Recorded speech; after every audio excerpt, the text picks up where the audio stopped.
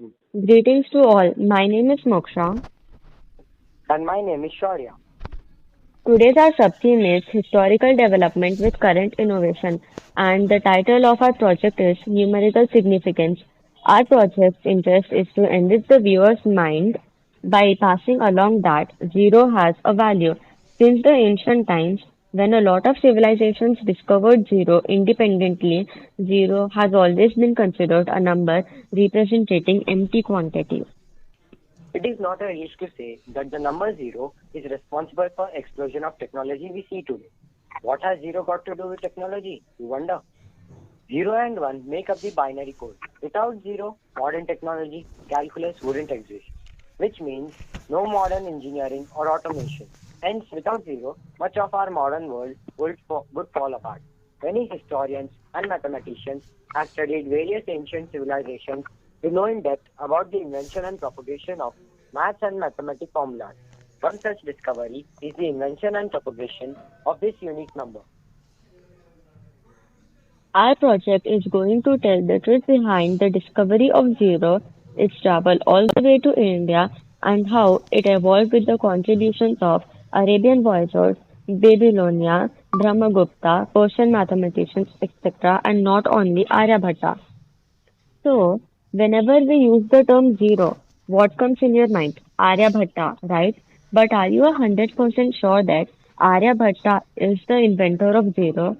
So, the number zero has always been considered a number representing an empty quantity, whereas in today's world, zero has a great value. So, what has zero got to do with technology in today's world? You wonder. Zero and one make up the binary code. Without zero, modern electronics wouldn't exist. Without zero, there is no calculus, which means no modern engineering or automation. Without zero, much of our modern world literally falls apart. Photomet- in astronomy, the zero point in photometric system is defined for the magnitude of an object that produces one count per second on the detector.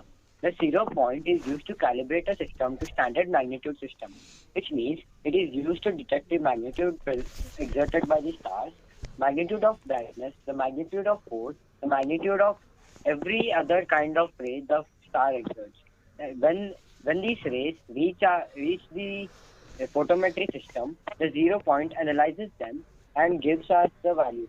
Usually, the Vega star is used as the zero point, but most of the times, the zero is usually calculated from our side of point, our point of view. But our question is still left behind. Was zero actually invented by Aryabhatta? In order to solve this mystery, we have to take a look in the history, the truth behind who discovered zero. The earliest concept of zero was that of a placeholder. Many civilizations around the world discovered zero independently, including the Egyptians and the Sumerians. According to the Harvard professor Robert Kaplan, the first zero is documented to be used in Mesopotamia about 5,000 years ago through a pair of angle wedges. The later civilizations were like Babylonians who followed Sumerians and the Chinese, but even in these two civilizations, it was used just as a placeholder, also known as a way to tell from hundred or signifying or to signify an empty quantity present in place of hundreds and thousands. There is no way to give this credit to any civilization for the discovery of zero. The Babylonian concept is assumed to have traveled all the way to India, where the idea of zero was developed into a numerical. In ancient India, mathematics was mainly linked with astronomy and was used to express philosophical ideas. What we know is that So, Brahmagupta wrote the first book in which zero is treated as a number in its own right. The arithmetic rule he describes are quite close to our modern ones, except when it comes to division by zero. so Brahmagupta invented zero. But before that, which includes Aryabhatta's work, zero also appears as a placeholder. The Babylonians used the place value as well as but simply left a gap. The first modern equivalent numerical zero comes from Brahmagupta in 628 BC. This symbol to depict the numerical was a dot underneath a number.